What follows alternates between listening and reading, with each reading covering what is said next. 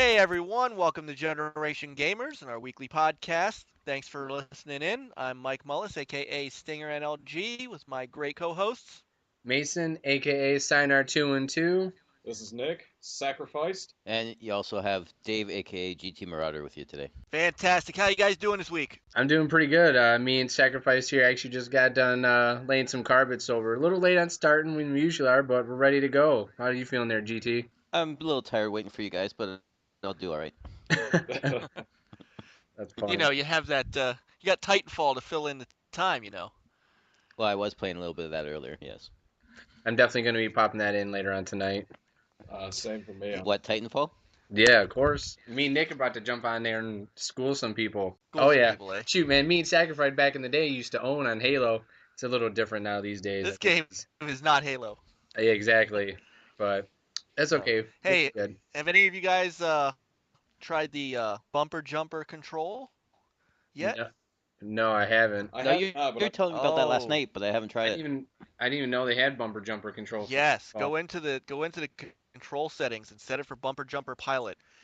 It maps the jump to your left button where the tactical ability would be and takes the tactical ability and moves it to A where jump was. And what it allows you to do is look around while you're jumping. So you can jump over somebody and you can actually aim at them and shoot them while you're in the air. Because if you know, in the regular control scheme, you have to take your thumb off of the right thumbstick to hit jump. Now you don't. It's a Oh, little helpful tip. it's kind of akin to back in the day when I used to play on like a lot of the professional MLG stuff on Halo 2. People would use either bumper jumper or they would use this method called the claw, where they would be able to basically have their finger on the analog stick and press the A button at the same time. So you had full control of both of them. that's weird. Damn. That'd be Those are, pretty. That'd be interesting to do that one. I could Yeah, do the claw. if I had, hey, if I had eagle talons for hands, I'm sure I could pull that off. yeah. There was a few professional players that used it back in the day. Wow. Wow, that's Do a lot of people impressive, still use it these days? I don't know. I don't follow that scene anymore, so I don't really know. Wow, that's interesting. man. So, well, it's not going to be quite as action-packed this week as we usually have because, Yeah, well, Titanfall has launched been very and slow everybody's this week. playing it. But we do have some stuff to talk about. This is NPD week for North American sales numbers, and quite an interesting picture. And I wanted to get everybody's thoughts about it.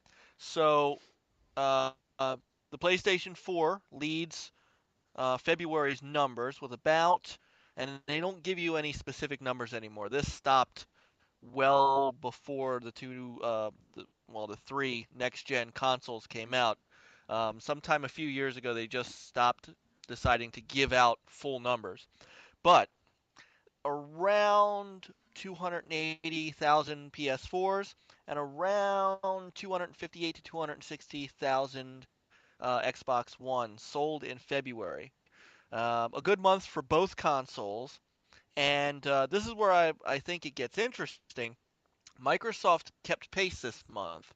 They rebounded from a pretty down month in January, and they came pretty close to edging out the PS4. Now, consider that the Xbox One, as everybody knows, is $100 more, and that there's this persona out there that the PS4 is a more powerful console, and so on and so forth. And yet, Microsoft is having no issue at this point selling more of these than they sold 360s, as their sales are up 61% over the Xbox 360 at this point in their launch.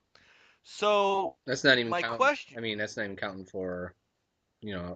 I'm curious what next month's MPD numbers are going to be, and that's with Titanfall. So well, and that's one of the questions is are people starting to buy Xbox Ones now either for the Titanfall beta or in anticipation for Titanfall? Now, remember the Titanfall bundle was announced a couple of days before the end of February, but did not go on sale until Titanfall was released. oh, I didn't know. I thought they released. No, you're right because they came in Titanfall, so that did have to be waited then. Yeah. Huh. Well, I know a few friends of mine. They were waiting off for a little bit upon when it first came out initially. Is that they just want to see if there's going to be any issues with the console, like the 360 had with the red rings before. And so I know a few of my friends now are actually starting to buy as they see there's no real issues with the console itself. Oh yeah, I see. Honestly, I see a lot of people are. It's funny. Like I think a lot of people kind of, even though that was a big issue when it first launched with the 360, the red ring. I definitely think a lot of people have, I don't know, maybe looked past that, maybe thought it's not going to happen again. I knew from the beginning when when Microsoft was going to redo it. I mean, come out with a new console that, and the 360 they skipped a process on their certifications, and they admitted that, and they said, hey, we skipped a certification process to be out an extra year. And it cost us $1 billion in the end. And I knew from that they were not gonna do that again. That cost them $1 billion, a bad reputation. So, I knew from the beginning that they weren't going to mess it up. And I know, especially with the Xbox One, I read the people that designed the Slim and the most recent one for 360. I think it was Major Nelson or Albert Pinello said they kept that same team on to design the innards, not the innards, the cooling system to make sure it runs so it doesn't have that. They kept that same team, the same group of people to design that because how the Slim literally there's no Red Ring of Death at all with the Slim models. So they liked what that team did and they kept them on for the Xbox One to design it. And as of course, as we know now, they said you can keep the Xbox One design this, you can keep it on for 10 years, and it won't overheat. I mean, they got what, What? like, I think they have like three placeholders in effect. They're the regular power mode, and then it goes into, I think, a mode where it reduces power. Well, So there's a standby mode.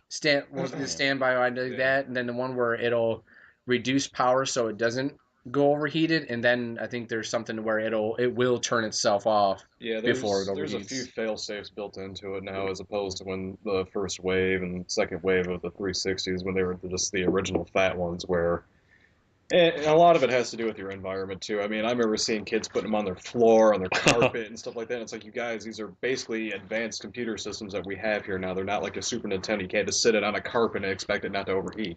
Oh my Oh, god, people are doing that. I People see that are doing now. that with their Xbox Ones. Yep. Yeah. I I remember. was in a room. I was in a room yesterday, and one of the guys said, "Yeah, man, I accidentally turned off my Xbox One with my toe." And the whole room said, Do you have it on the floor next to your foot? What are you doing?" That's see. I mean, I remember there's still. I mean, like I said, I remember a couple of friends. I walked into their house a couple times, and they were what do you call it? You know, like they were walking like throughout the house, and you could see that the actual console was like it was not horizontal, but it was vertical, and that's a whole bottom vent that was just blocked. And I was like, "What are you doing, man? You can't leave it like that." And they're like, "Oh no, man, those vents ain't there for that. That's why they got the back rooms." I'm like, "Oh my god, what are you talking about?" So anyway, I think we veered off a little bit, Oh yeah, just a little. that's all right. Uh, Good talk. what is this? Hey, because this has everything to do with Titanfall, right? Everything has to do with Titanfall, right? Yeah. Titanfall. Titanfall has to be affecting this somehow. I mean, that beta drew 2 million people, and there's only 2 point some odd million Xbox One sold in the US so far. So somebody had to be buying it at least for the beta. Are people? Did Titanfall, in other words, did Titanfall have anything to do with February's numbers? I think I would say yes. I think people were getting ready. I mean, they had already TV spots and trailers all over cable, and those trailers were definitely awesome. So I think people were like, "Oh man, I'm gonna buy this before they sell out during Titanfall," or people, pre-ordering those bundles. I mean, I've seen a lot of pictures on Twitter of people were getting those bundles, and like GT said, you said you had a buddy who actually got a Titanfall bundle. Yeah, I did. And that's the thing is you have to look at the numbers of when are they actually calculating numbers when the pre-orders are done or when they're picked up. So some of the Titanfall numbers for the bundles could be into those numbers that you're talking about, right? Yeah, Well, they're going to be in March. The Titanfall bundle is not, the pre-orders don't count. What counts is when Okay. you actually buy it. So any of the Titanfall bundles are going to count in March. So, the what drove February sales are interesting. Now, there's something else that's kind of interesting about this because Microsoft came so close to Sony this in February's numbers. So the PS4 outsold the Xbox One in sheer numbers by a couple hundred thousand. I'm sorry, by not a couple hundred. I'm sorry, by 10, 20, 30,000. But because the numbers were so close, the Xbox One actually brought in more revenue to Microsoft than the PS4 did to Sony. And Microsoft has to be happy with that. All the doom and gloom about how in trouble Microsoft was from the internet community Yeah. after January's numbers. Um, you know, I think that this staves off another month of, oh, they have to cut the price, oh, they have to pull Connect out of the box. The doom and gloom that comes along with everything, Xbox One these days. I honestly think Um, Microsoft is straight up not worried at all. I mean, they're making money off every console. They're doing better than they did with 360. Yeah, PS4 might be having more worldwide or just a couple more, and just in North America. I mean, for one, they're Not much in North America.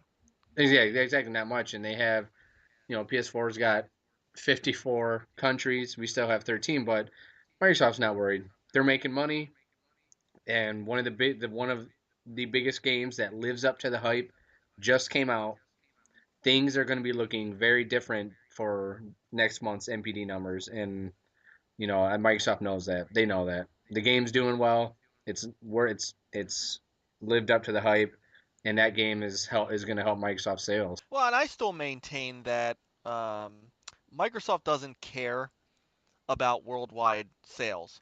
And if they did, they would already have the Xbox One out in Japan. They'd already have it out in Denmark and in Sweden, these places that they don't have it now.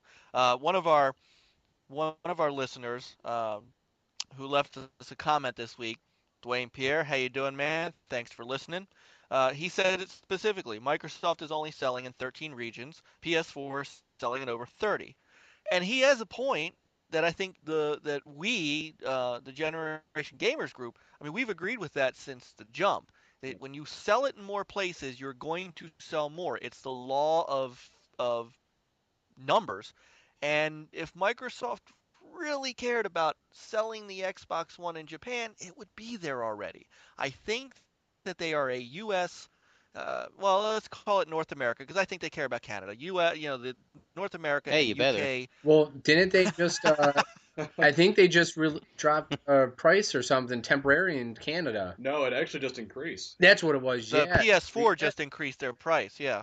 Now, why would that be? Was that inflation, GT, or I don't see any reason for it to increase, right?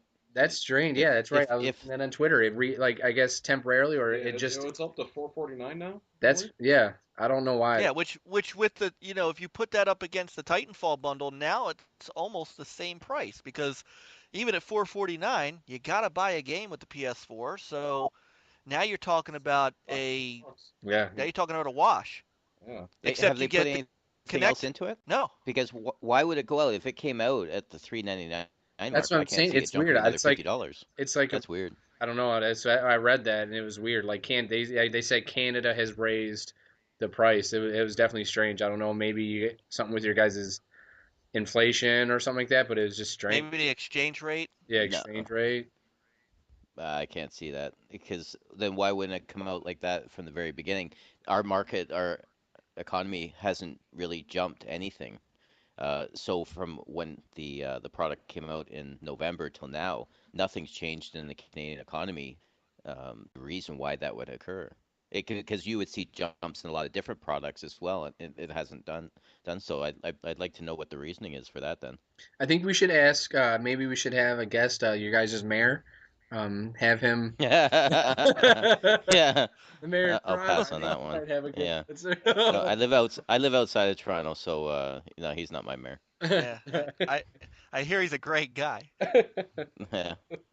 Just ask him. So, but it doesn't make sense to me either because one of the things that we know is going to happen in March, and has happened so far in March, is Sony's ramping up their shipments of their PS4. They've been supply constrained. I don't think anybody can argue that because they've had a worldwide launch in as many regions as they have. They haven't had enough to put out, uh, in the main territories. Now, while I have said when I said about the January numbers is there was no way they only shipped 250,000 units to the states. I think that in March rather, they're ramping that up, so that the Canadian price increase doesn't make sense. But the question is, do you think that them sending shipments out in March to ramp up store shelves, does that head off any of the Titanfall effect? Because I do want to bring up one other thing. Um, Software sales have been really weird. If you look at at the games themselves, so on the PS4, they've sold better on games like Thief and on Battlefield 4. Now, Thief isn't a lot, like Tomb Raider. Tomb Raider, you heard they outsold the Xbox One 2-1, but then when you looked at the numbers, it was 25,000, 50,000, not a big jump. The same thing with Thief. It was a sort of like a 55-45 split, so it's not like the number was a giant gap. But the PS4 did better with Thief and better with Battlefield. But Call of Duty Ghosts and the Lego games sell better on the Xbox One. Now, the weird thing for me is Battlefield. Maybe I don't know. I always myself. I always revert to as there's not a lot of games to play on the PS4. I mean, so Call of Duty sold more on PS4, and at the time, Call of Duty is still one of the most popular games to get a lot of people. Call of Duty still sells a lot. They sell millions when they first come out. So I think when when the PS4 came out, a lot of people were still buying Call of Duty, and who knows, maybe um, the Yeah, but Call of Duty sells better on the Xbox still, even with more I thought that was PS4s out I thought you there. said No, Field. Battlefield sells better on the PS4. Call of Oh, Duty still oh my God. still sells better. If you looked at last month's NPDs, the Xbox One still sold more Call of Duty than PS4, but Battlefield still sells more on PS4 than Xbox One. It's a weird, it's a weird thing. That's strange. Uh, it is. Hmm. That So, is ironic. Maybe my own just personal biases, but usually when I think of PlayStation, at least in the past, usually I would kind of more relegate the PS3 to be the more popular platform for Call of Duty. But just with Call of Duty being the very popular game that a lot of people play, usually a lot of people jumped on the PS3 bandwagon because they didn't have to pay for anything at one point. Now, obviously, that's changing with the PS4, but I always kind of saw it as the other way, so it is very ironic. I figured Battlefield 4 would be more popular on the Xbox One because I know I personally that's what I played more of. Yeah, especially I mean we get that is right. I mean, I would say maybe it has something to do with the DLC. I mean, both Battlefield and Call of Duty, Xbox One gets it first. So I mean, we can. I don't. I mean, I don't know if that yeah, but that wouldn't explain why the PS4 does better with Battlefield if that's Yeah, Xbox that's what I'm gets saying. the. why it's basically reversed. It's Huh. really weird. That is definitely. And I didn't buy either because I'd gotten until Titanfall. I wasn't a competitive first-person shooter player for years, and as we know, Battlefield has had its share of severe issues online. So while I was Silly prepared coming out of the issues. beta to buy it, um, I didn't, and they just never fixed it, and so I've skipped it. It's just weird. So then it brings us to another sort of software battle, and I wanted to bring this up because Mason, you and I have talked about this, and we talked about it in the last podcast, and I sort of want to get everybody else's thoughts, but I wanted to start with you and I. So Titanfall's not the only big game coming out this month. The PS4 has Infamous Second Son. That's their next big exclusive title. It launches in I think 2 weeks. Is it 2 weeks or is it next week? Maybe it's next 25th. week. 25th. Is that next? 25th. 17th is so yeah, not this coming week, so next week because Monday's the So 17th. So so next 2 weeks from now. 2 weeks. Yeah. Yeah. Mhm.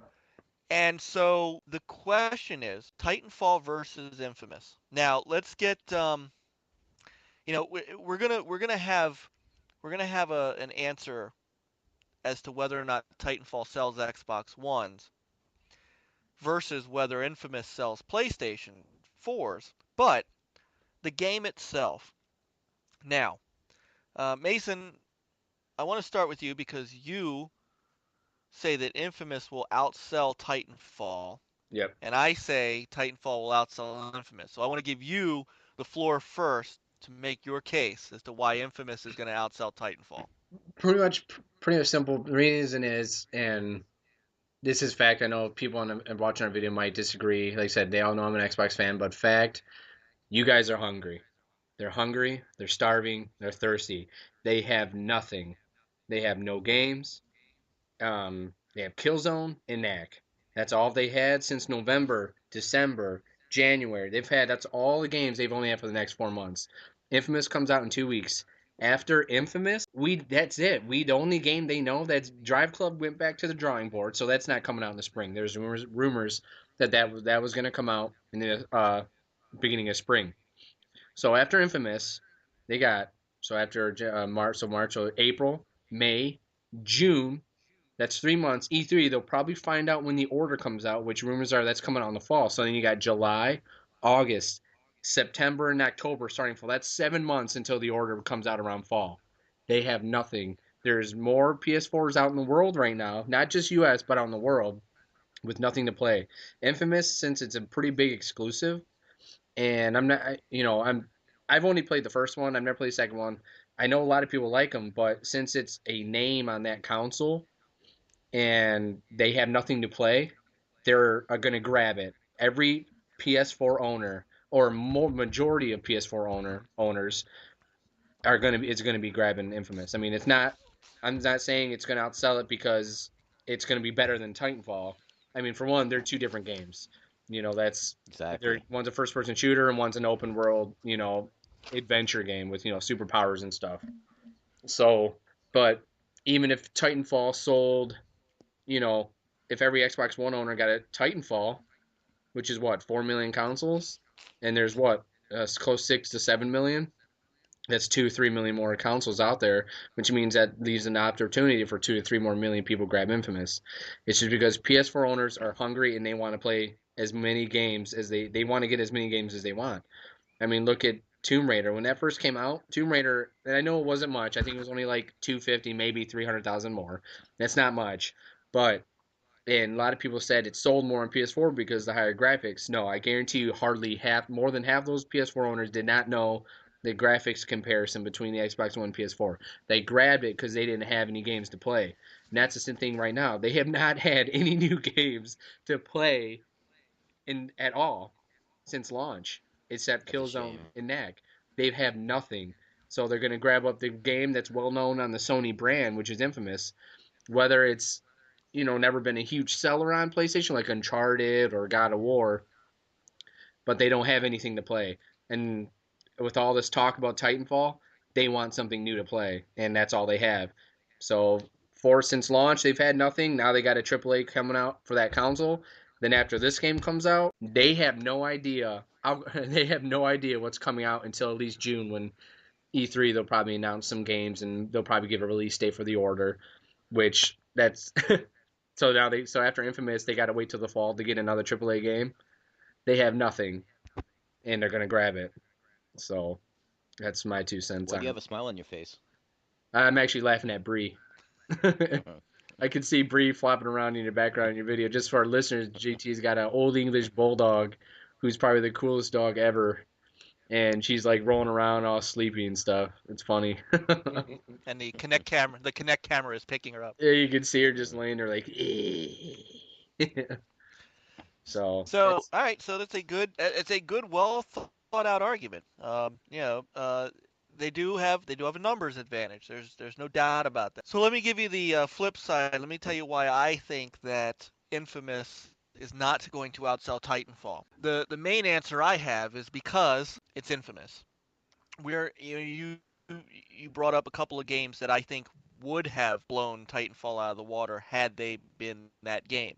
Uh, if we were talking about Uncharted, if we were talking about God of War, if we were talking about a Gran Turismo, if we were talking about a true flagship game for for the system. Now, Killzone crossed 2 million uh, sell, but it took a few months to do it, and at least in the U.S., Now, Killzone's flat. are we talking about just in the first month of them being released, or in the lifetime? Um, Because I'm only talking I about the this month, like when the NPD numbers comes You're out, like talking about March. just March. Yeah, that's it.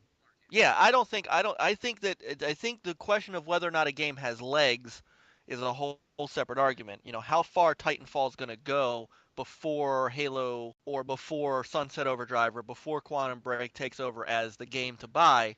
That's a whole different argument. I'm talking about March.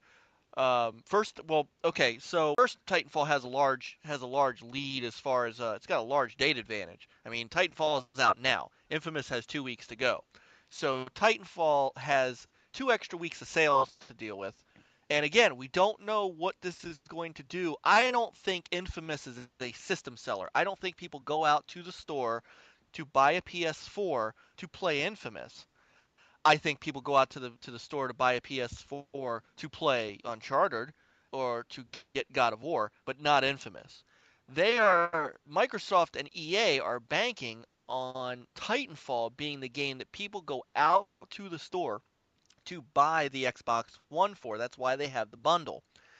I don't think that Infamous has the name power behind it to be that to be that. It may sell to the existing base because you're right, they are hungry for a good game past Killzone and Knack and such. But Killzone took a while to sell, and it was a launch game because the third-party games are what the PS4 owners are really buying right now. They're not even buying their own exclusives. Yeah. So they're the ones that are. That's why Battlefield 4 is outselling the Xbox One version because that's what the people buying the PS4s are getting when they buy them.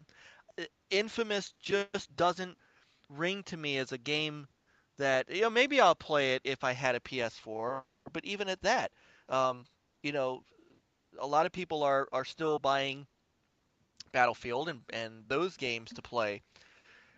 Titanfall Titanfall is a different animal. It's a it's a game people are I thought people were tired of Call of Duty, but obviously the sales say otherwise. But I Yeah. know there are a lot of people who are waiting for that next first person shooter that there's a reason that Microsoft put that bundle together. Um, they're Killzone in the US at launch, being a launch title, went so flat that it was being sold on par with Rise, which was a critically panned game, but it sold the same.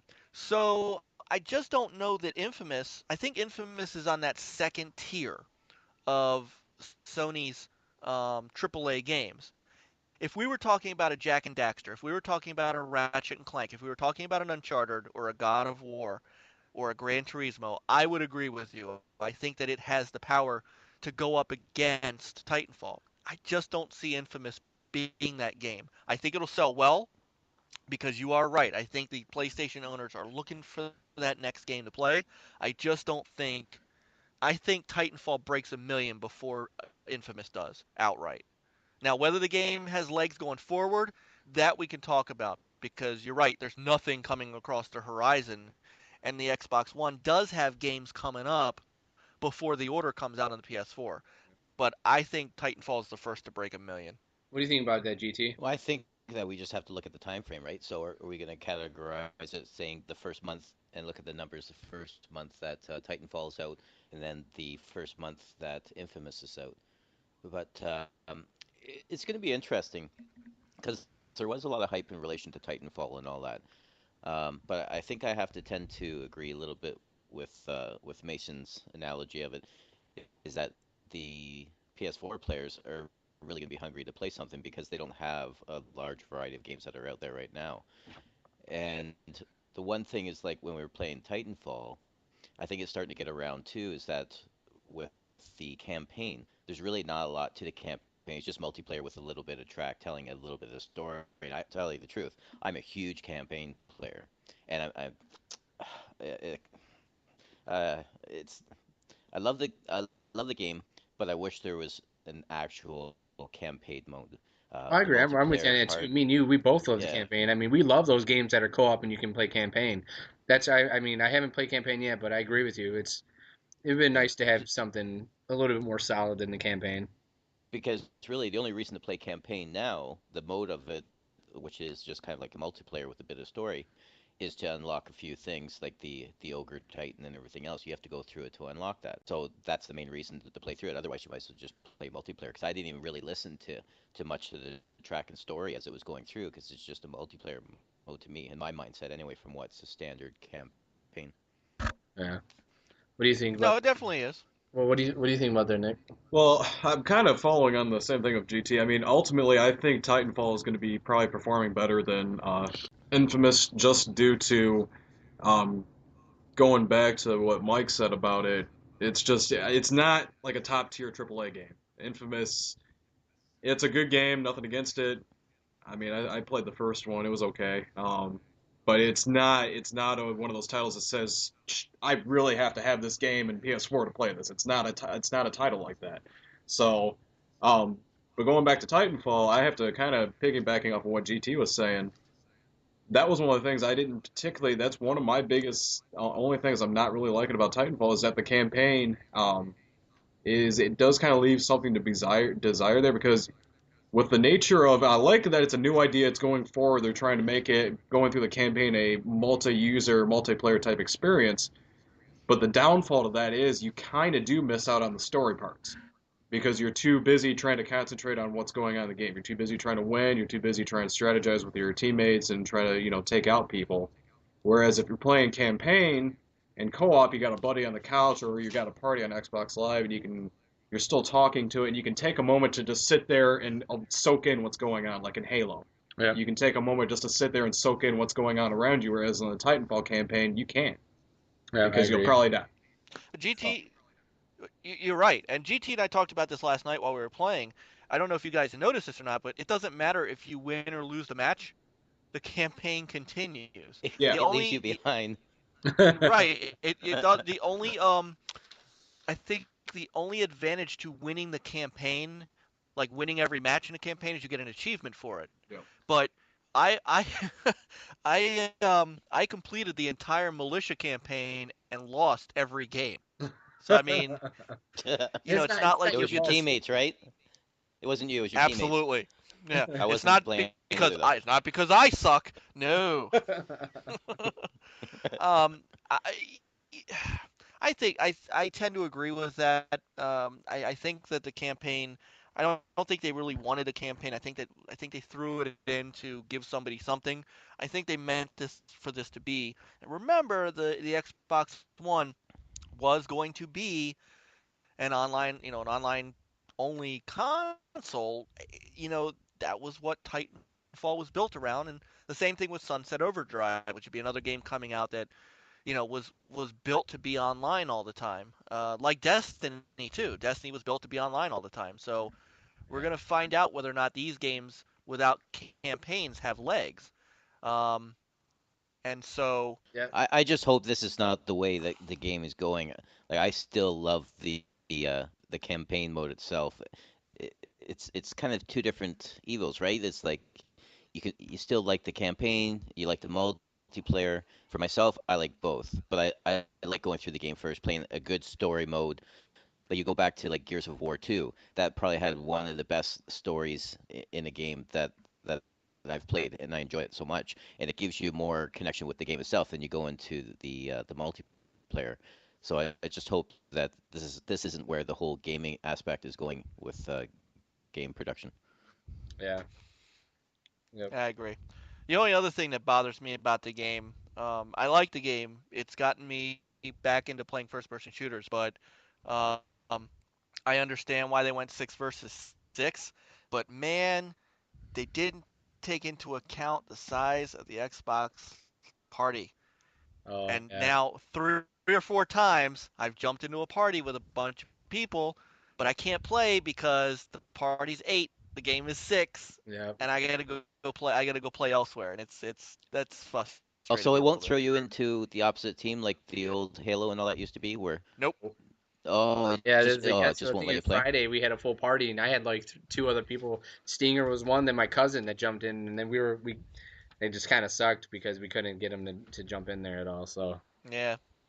So I ended up playing campaign for a while, and then hooking up with some of the UE gaming guys for a bit, and um, yeah. So that's something that's kind of a bummer. But all in all, but again, so I would say, a month from now we'll know March's numbers, and we'll see what the two games are going to do, and one of us is going to be right. So, hey, how uh, about this? Whoever, if Oh, if here I we go. win, Keep it clean.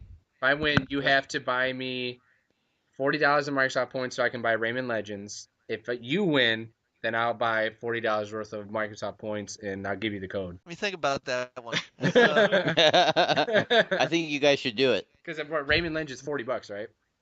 yeah. Yep. Which Oh, my review will be coming this week. yep. All I have to say right now is pick it up. I'm still playing that game, and I'm still enjoying the ever-loving crap out of that game. Hey, That game Mike, you is can answer that question now fantastic. because your wife's not standing over your shoulder. All So, right, we'll see. all right, All cool. right, so we only have one more thing that I want to bring up. 'Cause, like, again, this is a kind of a short week.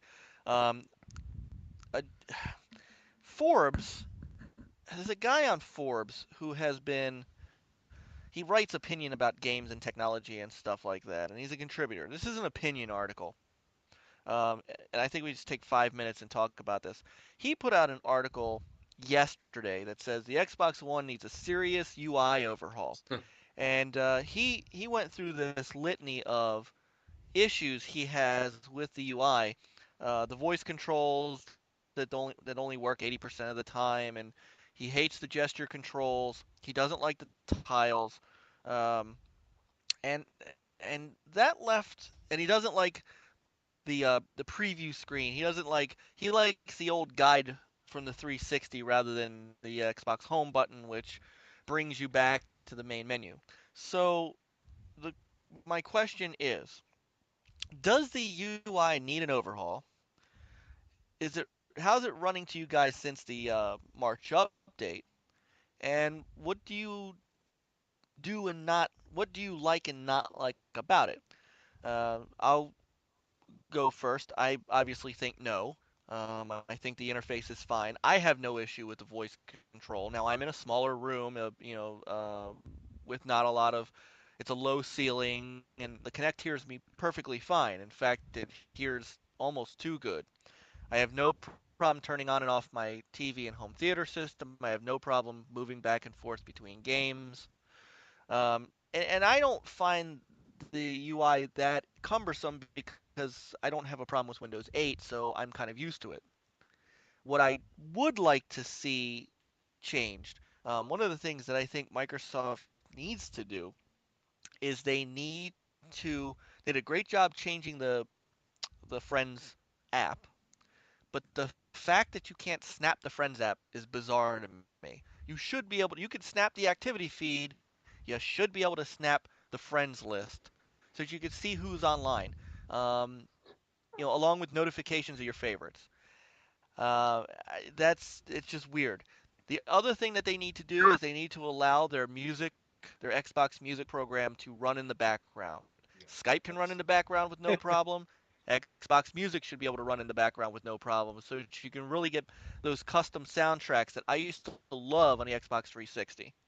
Other than that, I just don't have an issue with it. People I've read online that, they don't understand why you have to hit the button and then go to your friends list when you could just have the guide overlay like it used to be. And to me, it's the same amount of button presses. It just looks different. I What think I might do is I might do a video that we can put up on our Generation Gamers YouTube page where we have the Xbox 360 and how you get to your friends list versus how the Xbox One does it. I guarantee you can get to it just as fast and with the almost the same amount of button clicks, or you could do what Microsoft wants you to do, which is say an Xbox, I'm going to friends. Yeah. And see, it's about to do it for me right now because I said it. So, I mean, it's that simple. What do All you right, so that's mine. You what do guys go ahead. what do you think there, Nick? Um, there are some things, but it's gonna be the same case with any new platform UI user interface. There's gonna be tweaks and adjustments that as the console progresses through its life, there's gonna be things that they can improve upon, build upon, stuff like that. As for what is going on right now with it, there are a couple of things. My biggest thing is going back to what Mike said about custom soundtracks. I used to have music on all the freaking time back in the day on my Xbox 360. Always. Either that, or you can give me a Spotify app that'll play in the background. That would be awesome too. Something like that. Xbox music. Something that can play music in the background while I'm playing a game or watching, whatever, doing stuff. Um, that and going back to where I think most of it would just go to having background running processes. I should be able to just have multiple things running, kind of like akin to a smartphone or a computer, whether it be a friends list, something like that, where I don't have to automatically like switch my entire screen to that particular area. Just Yeah. bring it up real quick. That's what I liked about the Xbox 360 because if I wanted to see who was online, I just press the guide button, bring it up, check my friends list, bam, Yeah. done. For me,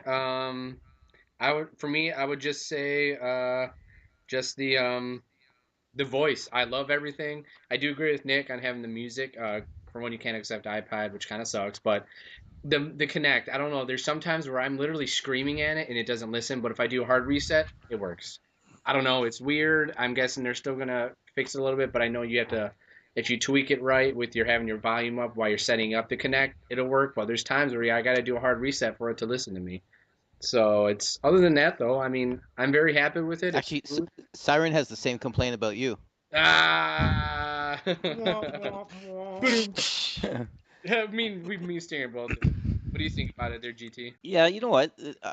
I don't think it needs an upgrade or needs to be changed at all. Like you look at the tiles and the little windows and all that are in place. It's really your most recent stuff.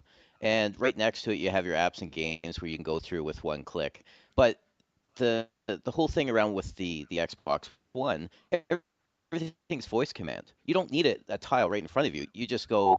I'm not going to say it. You go Xbox and then you go to whatever program because I don't want my TV to be doing that right at the moment.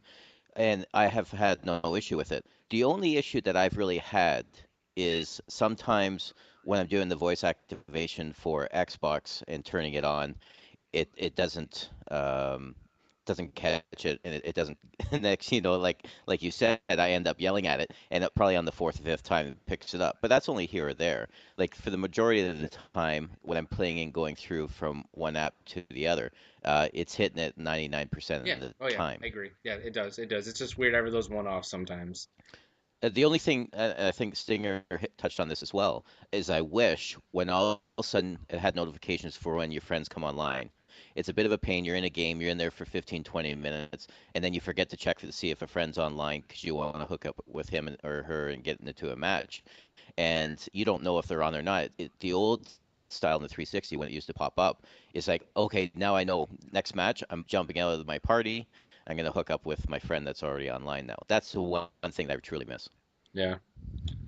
Agreed. So next week, Mason, we want you to kind of put together maybe a little uh, Xbox versus PS4 UI since you do have both. Yep. On our next podcast, I'd like you to give us thoughts on what you think between the two. For And sure. uh, obviously there's probably some things the PS4 UI does better. There's probably some things the Xbox One UI does better, and maybe we can go through some of that. Oh yeah, definitely. I would definitely have to get a video of it. I could probably maybe Twitch it and then record it or something like that. But we'll definitely. I'll be able to get some going for you guys, and that'd be good. Excellent. All right. Well, that's all that we have this week. Like I said, it's been a short week. Next week we should have plenty to talk about. GDC starts, I believe, on Tuesday and runs through the week, so we should have some great information coming out of that, and hopefully some great news leading up to E3. Yep. In the meantime, we appreciate everybody who's been listening. Our last podcast crossed the 500 listen mark. That's fantastic. Thank you out there in internet land for helping us grow. As always, please subscribe to our page so you know when our videos are coming out. Not just our podcast, but Sinar and Siren have been doing some great review videos. I'm going to be doing one for Rayman Legends coming up, and so you want to be sure to know when those come out. And don't forget to follow us on Twitter at @gen_gamers. And so I'm going to sign off and let you guys take us out. This is Mike Mullis, aka Stinger NLG. Always a pleasure to have you guys together so we could talk some games. Definitely. This is Mason, aka Sinar212, along with my buddy Dave. Yep, aka GT Marauder. Nice spending time with you guys today. And this is Nick, aka Sacrificed. I'll catch you guys later. And Zach and Nick, we'd like to say thank you for joining us on our podcast today. We have to get you on some more sometimes. So Thanks for having me. So, all right, you guys, take it easy. You know what Anytime. we always say? Game on. Game on.